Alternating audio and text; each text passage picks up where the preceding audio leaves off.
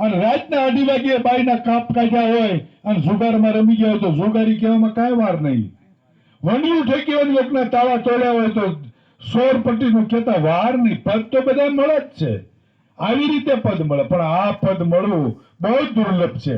કારણ કે એમાં આટલી વસ્તુની વ્યવસ્થાની તૈયારી હોવી જોઈએ. કઈ?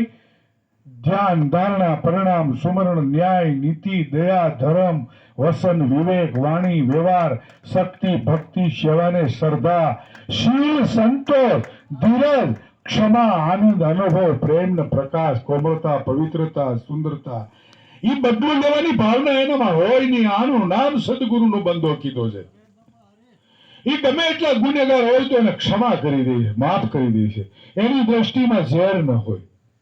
આને સદગુરુ કહેવાય. સદગુરુમાં તો કોઈ શિંગડા દુધા બાપા ટોપી પહેરી છે તો હું એમાં આપણે કોઈ આપણને કઈ દબાણ શકાયું? કદાચ ગમે એ કરે, ડિંડક કરે તો આપણે કોને નાડું સ્ટે લેવાના છે? પણ નહીં, સદગુરુની શાખા એથી ઉતરી જાય એવા ધંધા નહીં કરવાના. તમારે જેટલા ડિંડક કરો એટલા કરો, પણ સંત મતો જઈને ઉભા રહેજો. જે કરવો એ કરો.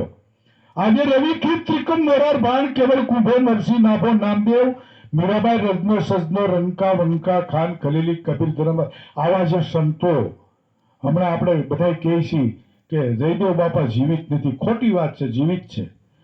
અવસ્થા એની 4 દેહમાંથી મુક્ત થઈ જાય. કઈ?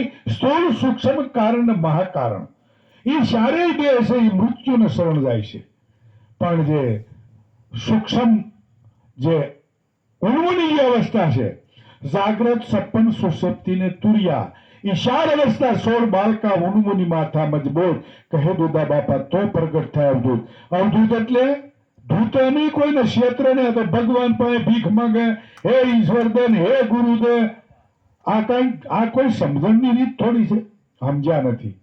એટલે દાતા બની જાઓ, માંગતા મટી જાઓ, અને જેટલું બને એટલું તમારી અંદર વ્યવસ્થા જે કુદરતની કરેલી છે એનો વિવેક જાળવજો.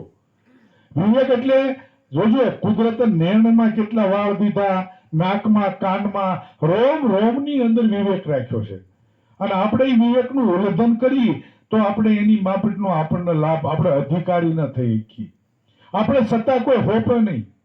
આપણા ઘરમાં અમુક કામનું વહીવટ જ હોપે નહીં કે એને નહીં ફાવે, એને નહીં આવડે. રોટલા ઘડવાનું ન આવડે, શીખવામાં ધ્યાન નથી દીધું, જિંદગી આખી જાય તે ન આવડે. એટલે બંધનમાંથી આજ મુક્ત કરે છે બાપા ગુરુદેવ. અને તમે હવે મનમાં એવો કઈ ભય ન રાખતા, ભયમાં મુક્ત કરે, આનું નામ ગુરુ છે. એટલે કીધું રવિ સાહેબે કે સદગુરુ વિના વાત કે છે, ગુરુ ગમ વિના વાત કે છે. ગુરુને શેની ખબર હતી કે આ જન્મ મરણ મારી ઉપર નથી, નામ રૂપ ગુણ મારે નથી. હું સુરતા શબ્દ, હું તમોગુણ રજોગુણ હું નથી. હું કોણ છું, હું કેમ છું, હું જેમ સેમ છું, જે અવર્ણીય છે. એટલે બાપા કહે છે ગુરુની સેવાય અભયપદ પામીએ. વર્ણ ઉપર દ્રષ્ટિ ગુરુની ન જાય કે આ દલિત છે ને, આ પટેલ છે ને, આ કાઠી છે ને, એવું એની નજર, આ સ્ત્રી છે ને, આ પુરુષ છે ને, એવી એની નજરમાં પંથ સંપ્રદાય, મંત્ર, જંતર, તંત્ર એ ન હોય. આનું નામ સદગુરુ છે. એટલે સદગુરુ થવામાં તમારે વાર નથી. અને જે આજે કમળાબેન ને તેજારામ બાપા બેઠા છે, અમે એને કહીએ છીએ કે તમે સદગુરુ છો. પણ જયારે એ પતિ પત્ની થયા તો કોઈએ નથી કીધું કે છોકરી તું આ છોકરાને વર કહેજે, એવું કઈ કીધું નથી. કોઈ બ્રાહ્મણે, કોઈ માતા પિતાએ, કોઈ જાનૈયે, જાનુડીએ કોઈએ કીધું નથી. ઢોલીએ કીધું નહીં, હરણિયા વાળાએ નથી કીધું.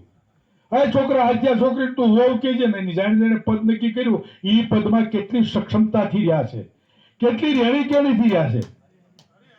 અને જો એમાં આટલો બધો ક્રાંતિ કરી ગયા હોય તો આ તો સદગુરુ પદના અધિકારી થવું છે. અને એ સદગુરુ પદના અધિકારી જે થાય ને, અહીંયા સ્ત્રી પુરુષના 2 ભાવ નથી હોતા. બંદગીનો અર્થ બીજું કાંઈ નથી. 2 ભાવ જેના થઈ જાય બંધ, એને નાભીના શ્વાસા થાય ચાલુ, દુધેવ અનુભવ દિનમાં ધરે, એને મારા સદગુરુનું પદ લાગે વાલું.